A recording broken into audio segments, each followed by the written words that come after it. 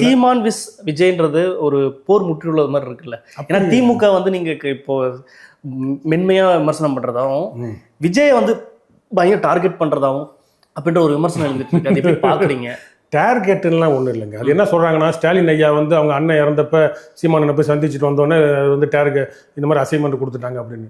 சீமான் அண்ணனை பார்த்தீங்க அப்படின்னா சசிகலா சிறையிலேருந்து வந்தப்போ போய் சந்திச்சார். ஓபிஎஸ் மனைவி இறந்தப்போ போய் சந்திச்சார். நேற்று முந்தானத்தை டிஆர் பாலு மனைவி இறந்தப்போ துக்க வீட்டுக்கு போனார்.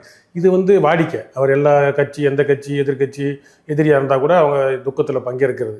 இதை ஒரு இதாக வச்சுக்கிட்டு சீமான் வந்து ஸ்டாலின் ஐயா வீட்டுக்கு போனதுக்கு பிறகு விஜய் எதிர்க்க ஆரம்பிக்கிறார். ஒன்றும் இல்லை, முதல் மாநாடு விஜய் போட்ட அப்போவே அடுத்த 2ஆம் நாள் நவம்பர் 1ஆம் தேதி எங்கள் தொகுதி பெரம்பலூர் தொகுதியில் தான் அண்ணன் பேசினார்.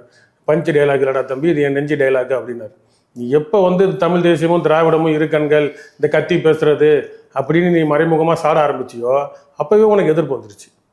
இது வந்து இன்னைக்கு எதிர்க்குன்னு இல்லை. அவர் வர்றப்ப தம்பி வந்தால் நல்லா இருக்கும்னு நினச்சிக்கிட்டு தம்பி வரான்னு சொல்லிட்டு இருந்தது இவர் தான்.